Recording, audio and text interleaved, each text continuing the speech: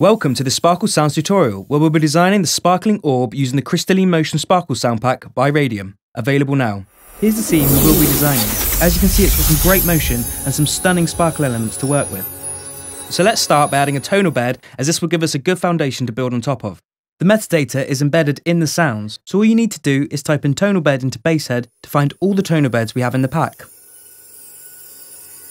As you can hear, these are pre-designed sounds, so they're easy to drag and drop as you need when you wish. This one's perfect. Let's pick this one. So I'll drag it, drop it into Logic, and fade it as we need.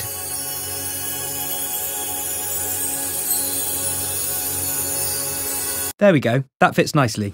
As we're going to add other top-end elements, I'm just going to roll off the tops to give us some space in the mix to fill these out later.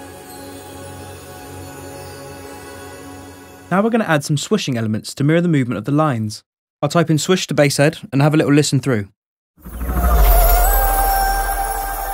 As you can hear, we've already added a lot of motion into these sounds. In this instance, this one is too tonal for what we need right now, so we'll keep looking.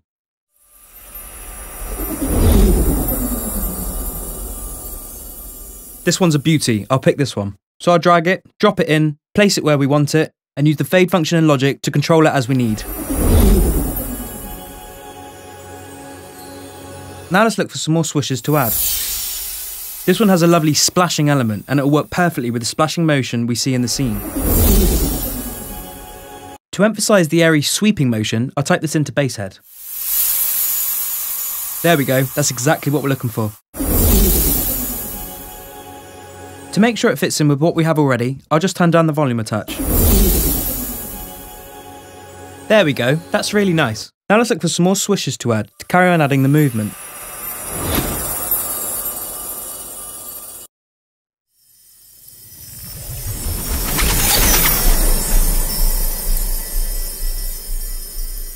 This has some great, unique movement. However, it's possibly a little bit heavy, so we'll make sure to turn it right down in the mix so it remains subtle.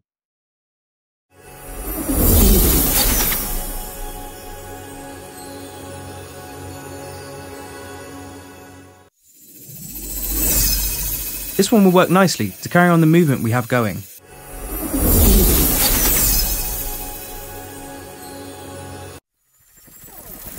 This one has some very detailed swishing elements. However, the low end is too heavy, so we'll high pass that and use a gentle bell curve to give it a more natural sound. We'll carry on this process until we have something we're very happy with, where the audio syncs beautifully with the visuals.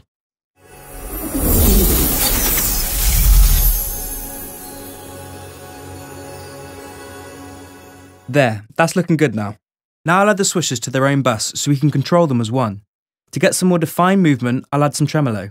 To follow the movement we see, we'll have the rate start off slower, get faster when there is the most lines, and tail back down. I'll mirror this with the depth, and overall this gives a more defined movement. Finally, I'll gently roll off the low end and use compression to glue it together. Now let's focus on the end section. I'll start by repositioning the bed so it's more of a reward when the logo is revealed.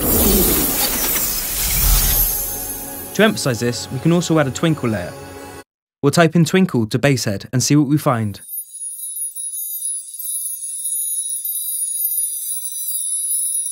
This is perfect. We'll drop this one in and mirror what the bed is doing.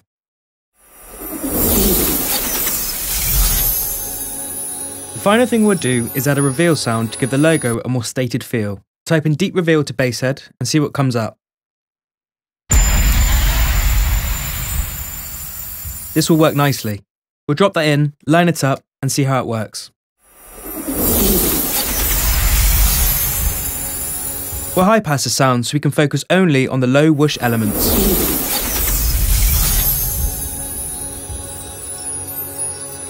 And finally, adjust the level in the mix. Now let's see what we have. To purchase the library and see more tutorials, go to sparklesound.com.